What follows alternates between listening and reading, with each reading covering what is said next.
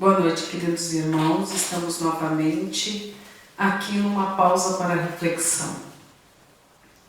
Hoje, 18 de abril de 2020, e ao lembrarmos do aniversário da primeira edição de Livro dos Espíritos e, de certa forma, o lançamento da doutrina espírita para o mundo, vamos começar com a mensagem de Emmanuel do livro Fé, Paz, Amor, na psicografia de Chico Xavier. Flagelos.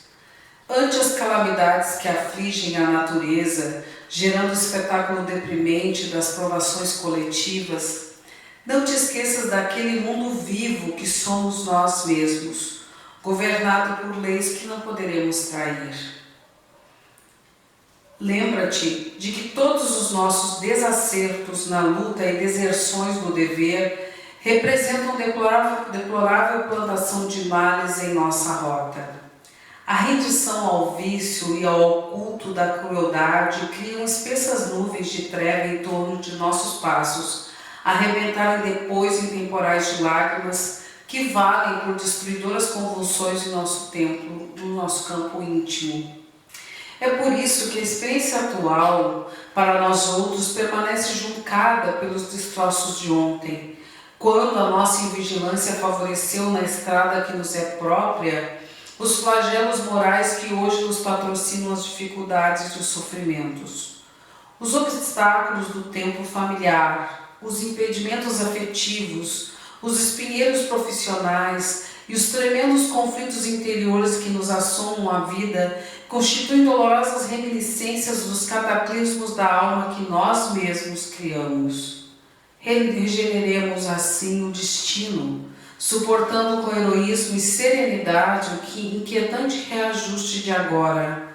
Achamos-nos à frente do passado que ainda vive em nós, e se nos propomos alcançar o futuro de firmamento sem sombra em que desejamos viver, saibamos carregar a cruz de provas e inibições que nós mesmos calhamos, a fim de que com ela e por ela possamos proclamar perante a lei o nosso justo resgate, garantindo dessa forma a posse de nossa verdadeira libertação.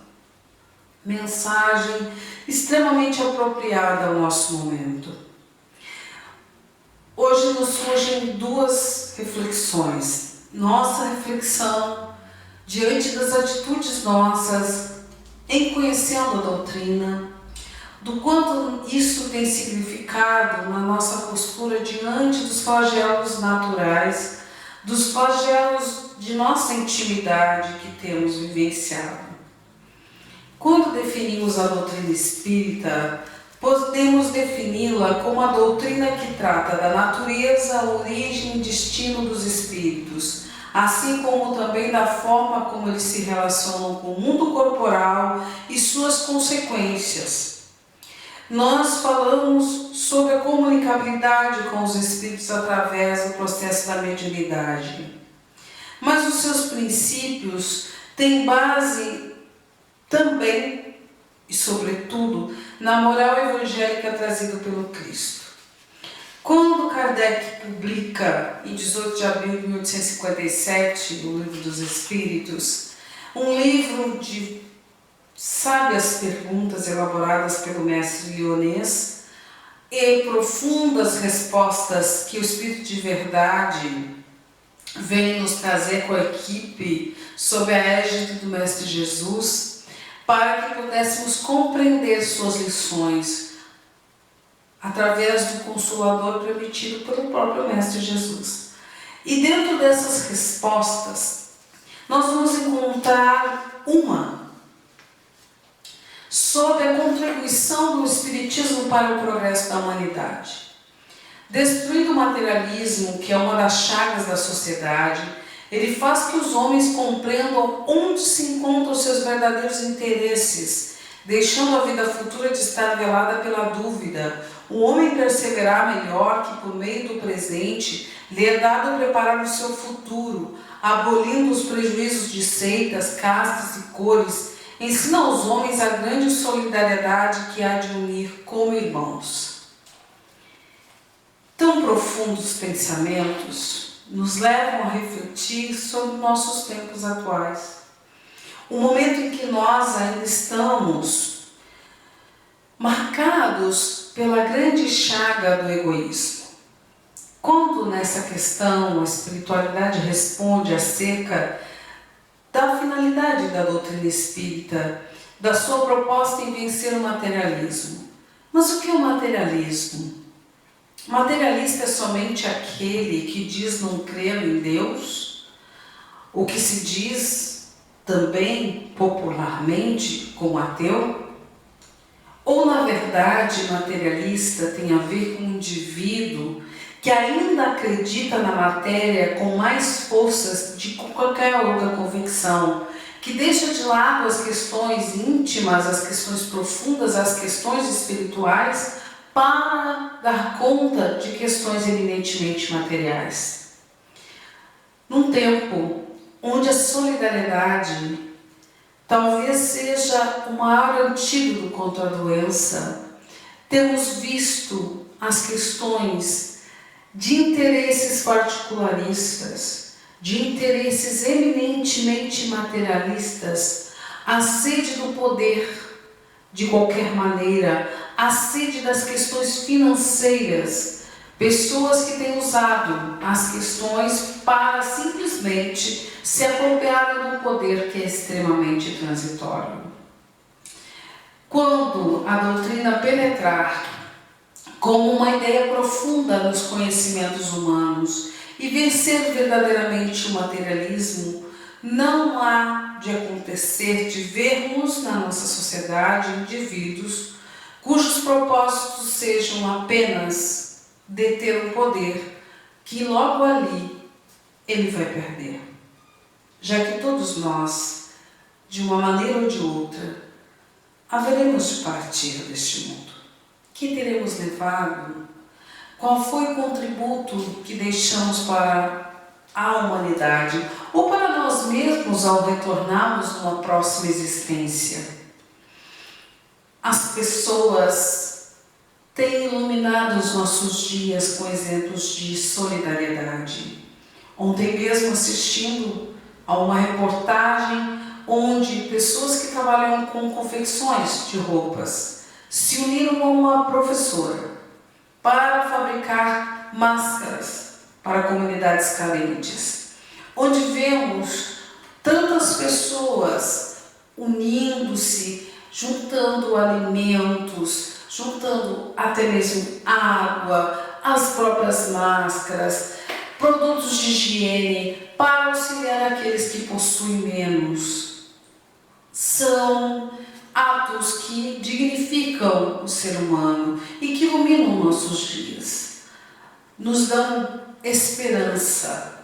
Mas ao lado desses atos extremamente generosos e solidários, temos visto a disputa de interesses mesquinhos e lamentáveis, como eu disse antes, transitórios. E daí vemos que ainda estamos assolados pela onda do materialismo. Indivíduos que duplicaram, triplicaram, quadruplicaram ou multiplicaram por N vezes os valores de elementos necessários a este momento, recursos para a higiene das pessoas, para a própria proteção, porque imaginam que estarão lucrando. Um lucro provisório.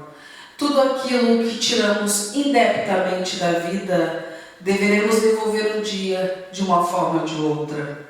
É por isso que a proposta da doutrina é exatamente de vencermos o materialismo que ainda está em nós. Não só nesses que abusam das suas condições de serem propriedades que podem ser úteis no momento e que precisam ser adquiridas e multiplicando seus preços, mas também quando deixamos de cumprir nosso papel como seguidores do Cristo. Quando deixamos de lado os propósitos de realmente fazermos o nosso melhor para o nosso próximo. Também nós, às vezes, valorizamos mais a materialidade do que a espiritualidade. E é, portanto, muito necessário refletirmos no dia de hoje qual a contribuição que a doutrina espírita tem dado à humanidade. E refazendo a pergunta de uma forma melhor, qual a nossa contribuição como seguidores da doutrina espírita que temos dado à humanidade? Não só os seus seguidores, aqueles que frequentam as sociedades espíritas, as associações espíritas, mas também fazemos a mesma pergunta àqueles que estudam seus princípios, aqueles que leem suas obras, que se encantam com aquele conteúdo. Que temos feito no nosso grupo social? Qual é a contribuição que temos dado em torno de nós? E nesse sentido é importante lembrarmos disso. É essa contribuição que damos que faz com que cada vez mais o nosso mundo possa ser este futuro que desejamos. Como usamos na mensagem de início, neste texto magnífico, aquilo que nós desejamos, este mundo, o futuro de um firmamento sem sombra que desejamos viver. Como temos feito para construir este futuro? Um futuro de um firmamento sem sombras, ou seja, um futuro brilhante, magnífico, onde os princípios da verdadeira caridade. No frontispício da Federação Espírita Brasileira, 3 palavras se destacam: Deus, Cristo, caridade. Deus como princípio fundamental de tudo, a força grande e criadora, a inteligência suprema, força primária de todas as coisas. O Cristo, o Mestre que veio à Terra exemplificar os seus princípios de verdadeira caridade, a grande senha que nos deixou é o amor e a caridade, que poderíamos definir como amor em ação. E é exatamente neste ponto, o amor em ação, a caridade, é que definimos a nossa vitória em relação ao materialismo. Esta ideia que prevalece em muitos, onde pensamos apenas egoisticamente nos nossos interesses provisórios. A cada dia, meus irmãos, possamos nos desenvolver nesses princípios que dignificam-nos como seres humanos e que possamos pensar em nossa trajetória de espíritas, de indivíduos que admiram os princípios espíritas, de leitores, de seguidores, de simpatizantes, para que esta doutrina efetive seus propósitos de verdadeiramente trazer à humanidade uma ideia nova, cujos princípios de Deus, Cristo e caridade sejam prática, não só palavras. E encerramos com uma reflexão também de Emmanuel, da obra Religião dos Espíritos, psicografia do Chico Xavier. Espíritas, lembremos-nos de que templos numerosos há muitos séculos falam dele, efetuando porfiosa corrida ao poder humano, olvidando-lhe a abnegação e a humildade. Somos assim chamados à tarefa da restauração e da paz, sem que essa restauração signifique retorno aos mesmos erros e sem que essa paz traduza a inércia dos pântanos. É imprescindível estudar educando e trabalhar construindo. Mantende o cérebro e o coração em sincronia de movimentos, mas não vos esqueçais de que o Divino Mestre superou a aridez do raciocínio com a água viva do sentimento, a fim de que o mundo moral do homem não se transforme em pavoroso deserto. Aprendamos do Cristo a mansidão vigilante, herdemos do Cristo a esperança operosa, imitemos do Cristo a caridade itinerata, tenhamos do Cristo o exemplo resoluto. Saibamos preservar e defender a pureza e a simplicidade de nossos princípios. Não basta a fé para vencer. É preciso que a fidelidade aos compromissos assumidos se nos instale por chama inextinguível na própria alma. nem conflitos estéreis, nem fanatismo dogmático, nem tronos de ouros, nem exotismos, nem perturbação fantasiada de grandeza intelectual, nem bajulação às conveniências do mundo. Acima de tudo, cultuemos as bases codificadas por Allan Kardec, sob a chancela do Senhor, assinalando-nos as vidas renovadas no rumo do bem eterno. O Espiritismo, desdobrando o cristianismo, é claro como o sol. Não nos percamos em labirintos desnecessários, porquanto ao espírita não se permite a expectação da miopia mental. Sigamos, pois, à frente, destemerosos e otimistas, seguros no dever e leais à própria consciência, na certeza de que o nome de nosso Senhor Jesus Cristo está empenhado em nossas mãos. Ao refletirmos sobre essa mensagem, que as vibrações da luz, da paz, a dignidade que a doutrina dos Espíritos nos apresenta, alicerçada nos princípios da caridade, estejam presentes em nossos corações. Iluminemos a nós mesmos, caros irmãos, iluminando em torno de nós com a luz possível.